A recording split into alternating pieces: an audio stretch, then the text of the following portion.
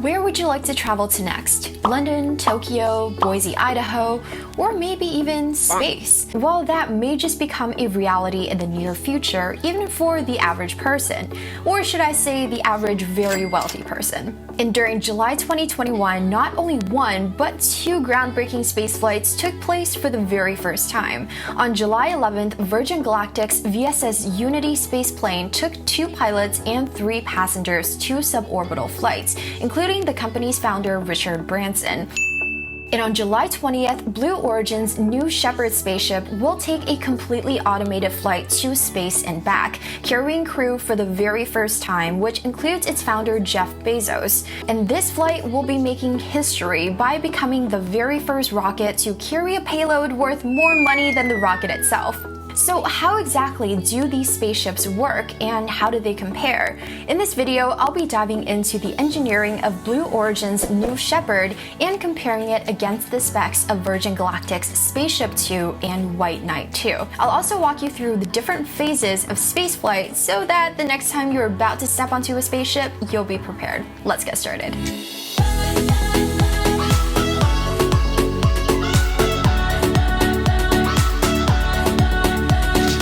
Thanks to Brilliant for sponsoring this video. If you're looking for an interactive way to brush up on your math and science skills without getting any textbooks involved, check out the link in the description.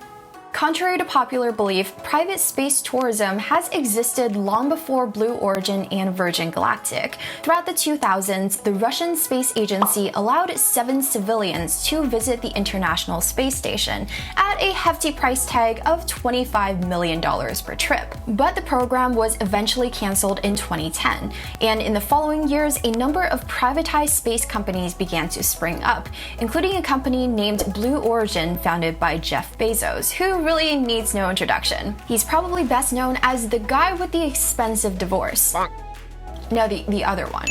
Oh, and he also founded this startup bookstore called Amazon. Bezos founded Blue Origin back in 2000 with the mission to make space travel more accessible through reusable launch vehicles. And I know, having the goal of let's not throw away this $100 million rocket after one-time use, the bar is remarkably low. But as I'll talk about later, it's really harder than it sounds. Over the years, Blue Origin has introduced rockets for both suborbital and orbital flights.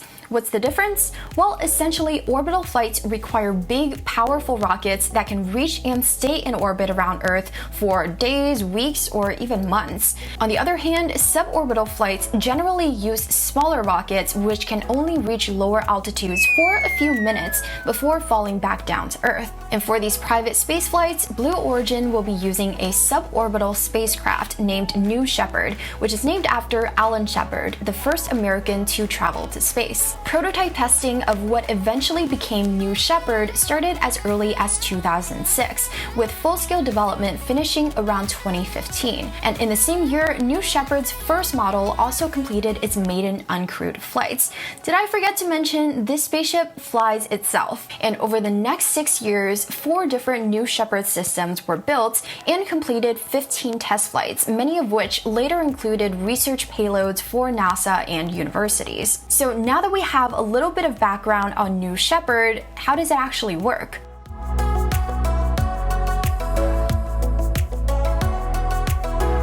New Shepard is a fully reusable spacecraft consisting of 2 main components: a pressurized crew capsule that seats 6 passengers, and a 5-story booster rocket that's called the propulsion module. It uses a more traditional rocket system, with the booster rocket essentially catapulting the crew capsule upwards into space. Around halfway into the flight, the propulsion module will separate from the crew capsule and land itself back vertically on Earth, similar to SpaceX's Falcon 9 rockets. On the other hand, the capsule containing the crew will continue to coast upwards from the momentum, eventually slowing back down around the peak altitude and start falling back down to Earth. And during the descent, or as some might call it, just controlled freefall, parachutes will deploy to slow the capsule down for a soft landing.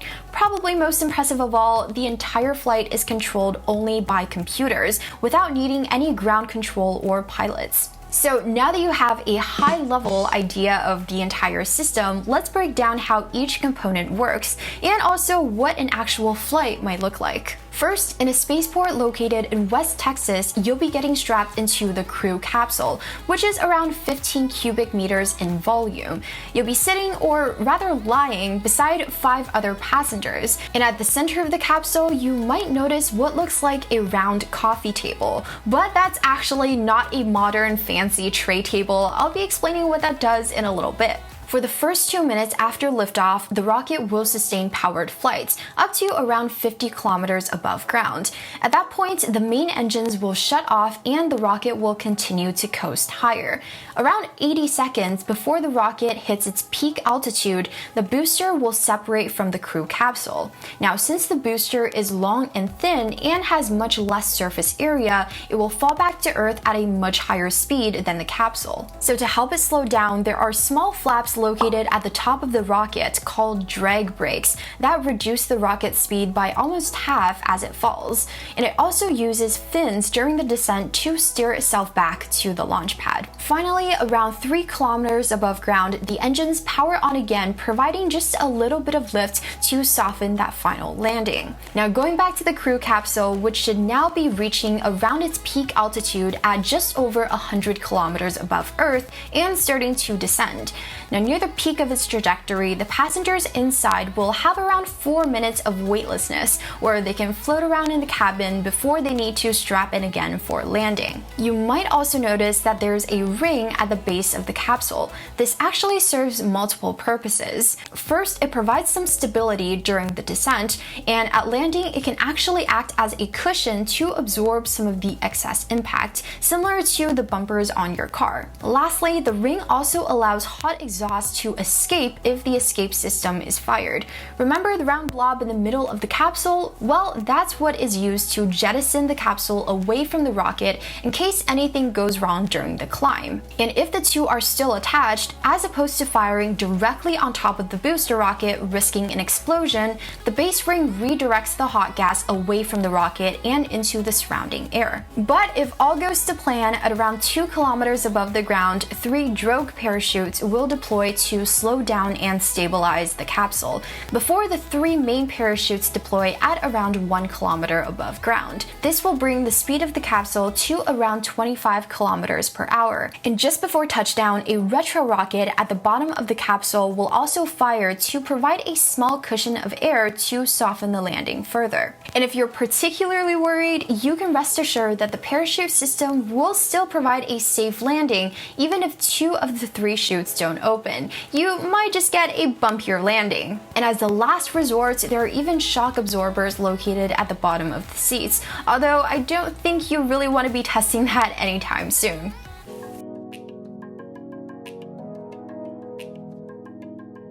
Virgin Galactic, on the other hand, has a slightly different approach by using a space plane system. It also consists of 2 parts, a mothership aircraft named WhiteKnightTwo and the space plane containing the crew named SpaceShipTwo. A little less creative on the naming convention than Blue Origin, I have to say, but we'll give it a pass. SpaceShipTwo will initially be attached to its mothership, and both will take off from a runway just like a normal airplane. And once they reach an altitude of around 50,000 feet, the spacecraft will be released from the mothership, and seconds later, a rocket motor on SpaceShipTwo will fire, and the spacecraft will enter into a vertical climb. After 70 seconds from ejection, the engines will shut off and momentum will carry it the rest of the way into space. Similar to Blue Origin system, passengers will get roughly around 4 minutes in microgravity. And as opposed to relying on parachutes, SpaceShipTwo will be flown back to the spaceport essentially as a glider. Now, that was a very quick overview of how Virgin Galactic's spacecraft system works, but if you want a full breakdown of its history and design secrets, I dive into much more detail in my Virgin Galactic Explained video. But don't go there yet, because first we need to talk about how did the 2 systems stack up.